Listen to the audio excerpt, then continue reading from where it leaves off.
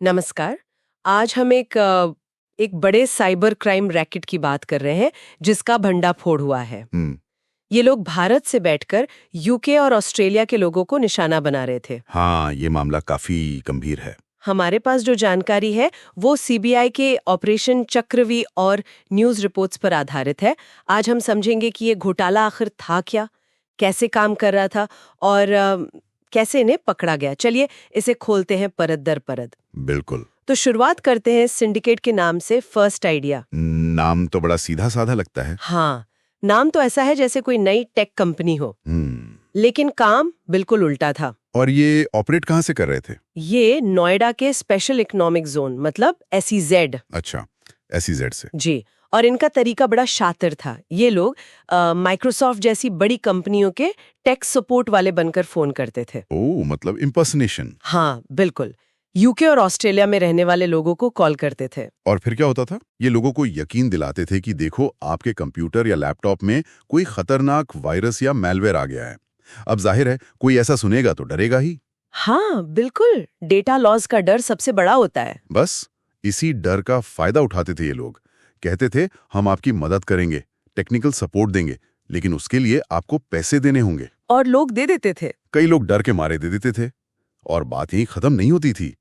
कई बार तो ये रिमोट एक्सेस भी ले लेते थे डिवाइस का। ओह, मतलब पूरा कंट्रोल उनके हाथ में। हाँ, समझिए एक तरह से। ये बहुत ही खतरनाक स्थिति है। लेकिन इतने बड़ी स्केल पर ये सब मैनेज कैसे हो रहा था?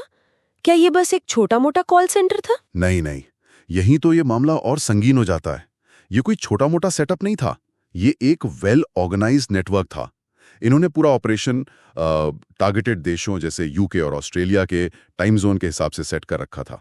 ताकि सही समय पर कॉल कर सकें। बिल्कुल।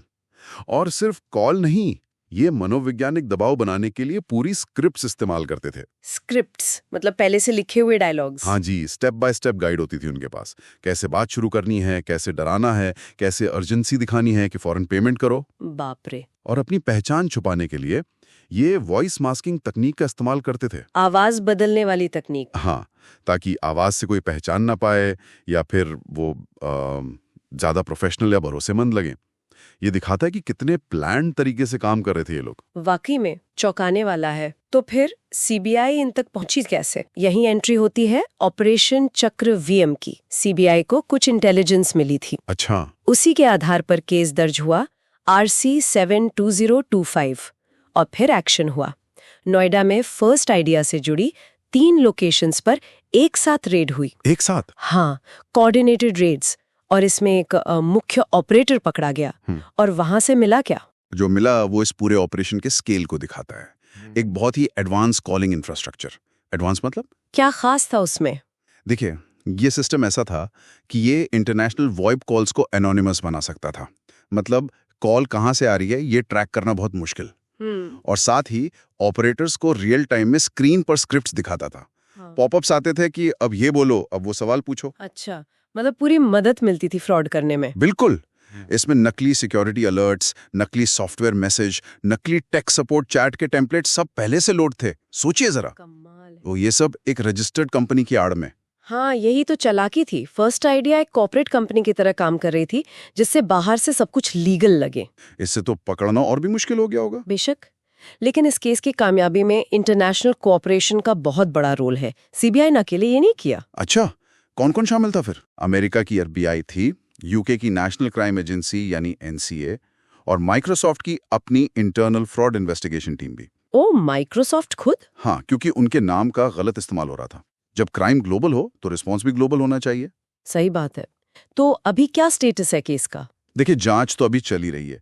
जो व्यक्ति गिरफ्तार हुआ है उसे स्पेशल CBI कोर्ट में पेश किया गया है। और जो डिजिटल सबूत मिले हैं, कंप्यूटर्स, हार्ड ड्राइव्स, सर्वर्स, उनकी फोरेंसिक जांच हो रही है। तो और गिरफ्तारियां हो सकती हैं? पूरी संभावना है। जैसे जैसे डेटा सामने आएगा और लोग बेनकाब हो सकते हैं। ये मामला असल में दिखाता है कि तकनीक का कैसे गलत इस्तेमाल हो रहा है, वो भी इतने बड़े, संगठित और अंतर्राष्ट्रीय स्तर पर।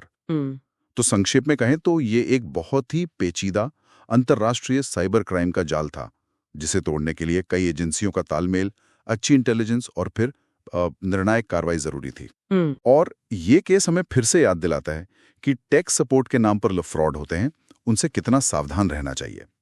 ये संगठित साइबर अपराध का एक बड़ा उदाहरण है जो दुनिया भर में फैल रहा है। बिल्कुल सही कहा। और ये सोचने पे भी मजबूर करता है कि वॉइस मास्किंग जैसी तकनीकें, इतनी डिटेल स्क्रिप्ट्स, ये सब कितनी आसानी से गलत हाथों में जा सकती हैं। ये साइबर क्राइम की जो बदलती हुई शक्ल है और उससे निपटने की जो चुनौती है, उस पर एक बड़ा सवाल खड़ा करता है। क्या हम सच में इनसे एक कदम आगे रह पाएंगे? इस पे सोचना तो बनता है।